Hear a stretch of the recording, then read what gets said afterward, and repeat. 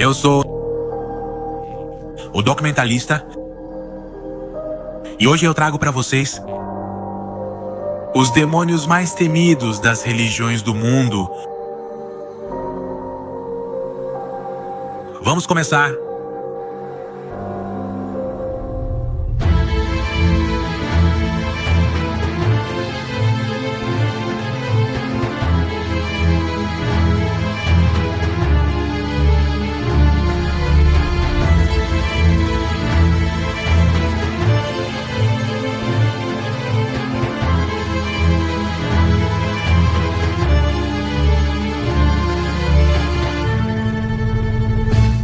Os documentaristas. As religiões ensinam lições por meio de parábolas que refletem a bondade e o amor ao próximo e a si mesmo. Mas quando o crente se inclina para uma vida pecaminosa, cheia de sentimentos que o afastam da felicidade celestial, os demônios começam a agir na alma daquele que decidiu defender o pecado. Essas entidades são representadas como malignas e indesejáveis, sempre dentro de um paradigma maniqueísta. No entanto, em muitos casos, elas são o resultado de uma combinação complexa de uma ordem cósmica mitológica. Tão necessárias para a trama divina quanto as entidades luminosas, sendo algumas das quais aquelas que viram demônios, segundo a crença dominante e a agenda política.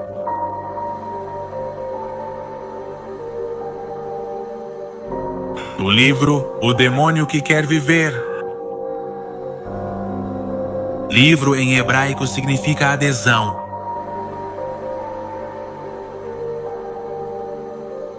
Este se fixa ao corpo de alguém vivo ou o habita. É um ser místico nascido no folclore judaico. É originário de Israel e as primeiras histórias conhecidas datam do século XVI. Dizem que é um demônio ancestral ou a alma de um pecador que vagueia entre os dois mundos para escapar do castigo que o espera por suas ações. Mas também pode ser a essência de uma pessoa morta que ainda tem assuntos pendentes para resolver nesta vida. Essa alma errante pode se apoderar de quem não tem espírito e corpo totalmente conectados, devido a algum problema emocional ou psicológico. Essa brecha entre o corpóreo e o etéreo é espaço suficiente para que o Tibu possa entrar e dominar a entidade de uma pessoa. O exorcismo judaico para expulsar o Tibu deve ser realizado por um rabino especialista na Cabala, junto com 10 pessoas capazes de suportar a experiência e que possam formar um círculo sagrado de proteção ao redor do possuído, enquanto repetem os textos sagrados. Todos devem recitar o Salmo 91 3 vezes, enquanto o rabino toca o shofar. Esse som desorientará a entidade, e será possível a comunicação, na qual será pedido que ela abandone o corpo que não lhe pertence. E será indicado o caminho a seguir para a sua própria salvação.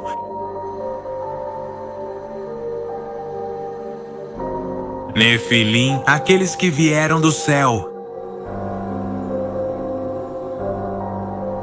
Golias não foi o único gigante da Bíblia. Na verdade, ele era descendente de uma raça de gigantes conhecida como os Nefilim.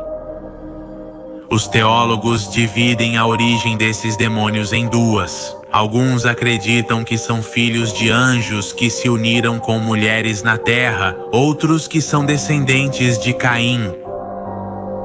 Esses Nefilim foram ligados pela moderna teoria da conspiração aos Anunnaki sumérios e a uma raça extraterrestre. De acordo com textos hebraicos, a Torá ou o livro de Enoque, eles foram uma raça de gigantes que cometeram atos de grande maldade.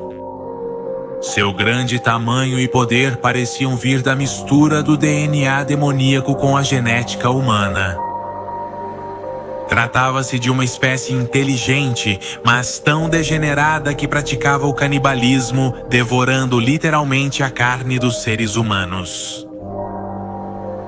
Eles possuíam conhecimentos mágicos e sabedoria oculta. Os Nefilim foram uma das principais razões para o grande dilúvio nos tempos de Noé. O acoplamento inadequado de seres celestiais e mulheres terrenas é um ataque aos limites que pretendem separar os mundos celestial e terreno. Portanto, isso ameaça a integridade da criação, como Deus quer que seja. O espírito faminto. A palavra sânscrita preta deriva de praita, literalmente alguém que se foi. Originalmente referia-se aos espíritos dos mortos. Mais tarde, na época purânica e budista, o termo passou a se referir apenas a um tipo de espírito maligno e infeliz. São seres exclusivos das crenças orientais, como o budismo, hinduísmo ou sikhismo, ao contrário das religiões ocidentais. Essas almas penadas são condenadas a viver em um estado de desejo insaciável e constante, especialmente de fome e sede. Acredita-se que um preta foi uma pessoa invejosa ou avarenta durante sua vida anterior como ser humano. Como resultado de seu karma, sofre de uma fome insaciável. Na mitologia budista, o reino dos pretas, também conhecido como o reino dos espíritos famintos, baseia-se no estado de ser possessivo e no desejo. Em alguns templos budistas, os monges têm compaixão dessas almas penadas e colocam pratos com comida e água. Rakshasa, a crueldade da fera. Originários de uma antiga raça hindu de bestas mitológicas. Os Rakshasas são criaturas demoníacas que habitam sob a forma de um felino humanoide. Com a cabeça de um predador, geralmente um tigre, e o corpo de um humano musculoso, os Rakshasas são uma verdadeira manifestação do mal e da crueldade mais selvagem e estão sempre em busca do caos.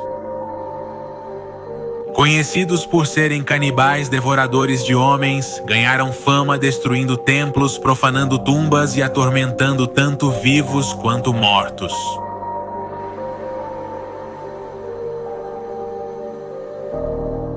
E os Pichakas, um tipo de Rakshasa menor próprios dos cemitérios, impedem o descanso dos falecidos, arrancando sua carne podre e espalhando doenças que também afetam os vivos. Segundo os textos do Ramayana, os Rakshasa tinham forma humana e surgiram dos pés do deus Brahma. Esse deus escolheu alguns dos Rakshasa para transformá-los em seus guerreiros de elite. Ele selecionou os mais cruéis e aqueles que haviam reencarnado várias vezes sendo malignos e lhes concedeu dons especiais. Eles são muito habilidosos com a magia, no entanto, os feitiços não os afetam. É inútil tentar derrotar um Rakshasa com artes arcanas. Apenas sua natureza demoníaca é vulnerável à água benta, por isso ela é usada em um projétil como se fosse um dardo venenoso, que pode acabar com eles instantaneamente.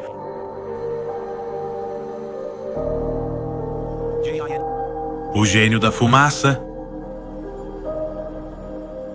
Os JIN são uma raça de seres espirituais que têm livre-arbítrio, assim como os seres humanos. E assim como os espíritos na Terra, os JIN podem ser bons ou maus.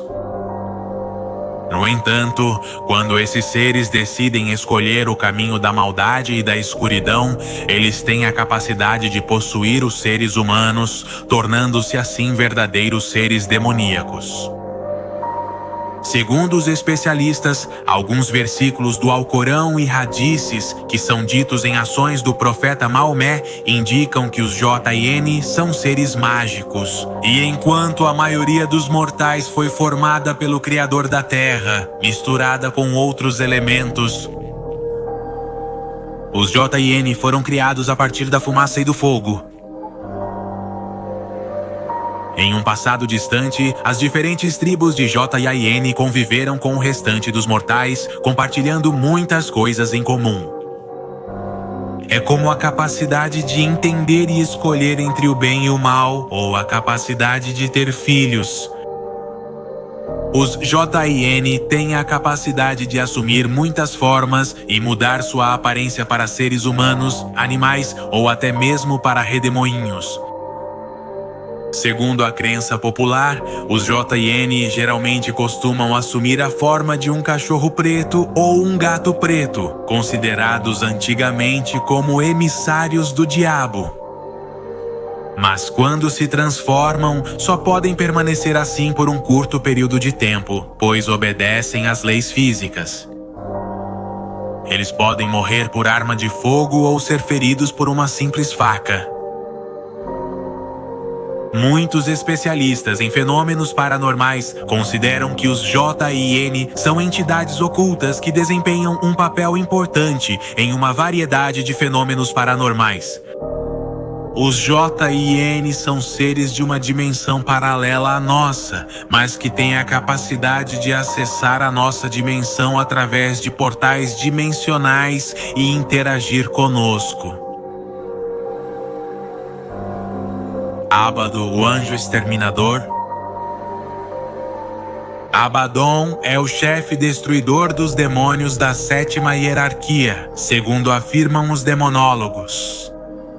No livro do Apocalipse corresponde ao anjo, ou estrela do abismo sem fundo, que acorrenta Satanás por 1000 anos. Também se diz que foi o anjo que Moisés invocou para enviar as chuvas terríveis que devastaram o Egito.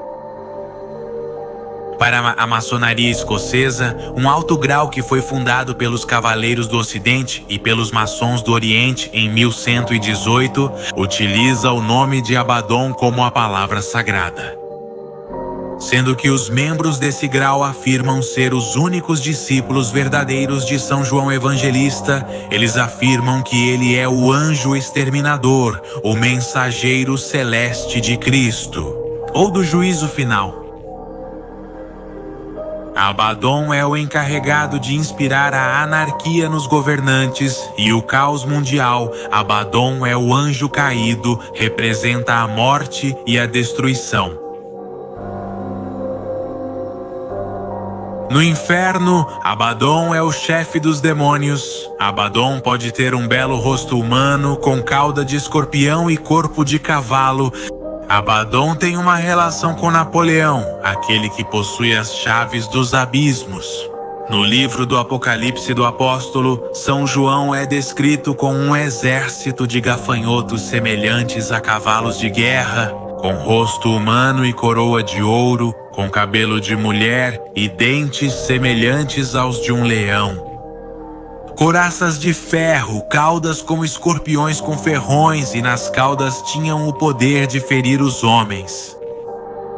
Durante 5 meses, Lúcifer, o portador da luz. A palavra Lúcifer tem um significado muito diferente do que poderíamos imaginar. Significa portador da luz, e foi usada como um termo genérico para se referir a Vênus. Ao longo da história, Lúcifer foi o nome usado para falar sobre o mal.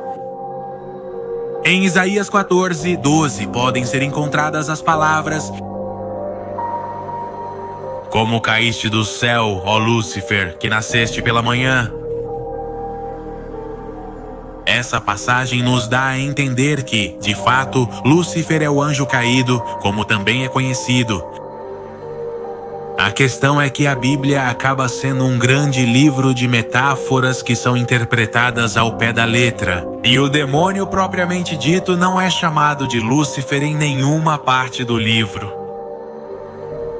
Para baixo foi lançado o grande dragão e a serpente original, aquele que é chamado de Diabo. E Satanás, que está desencaminhando toda a terra habitada, foi lançado para baixo, para a terra, e seus anjos foram lançados para baixo com ele.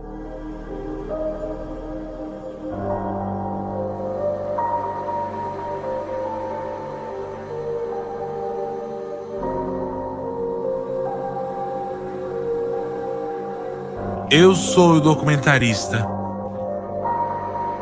Isso foi os demônios mais temidos das religiões do mundo. Obrigado. E até a próxima.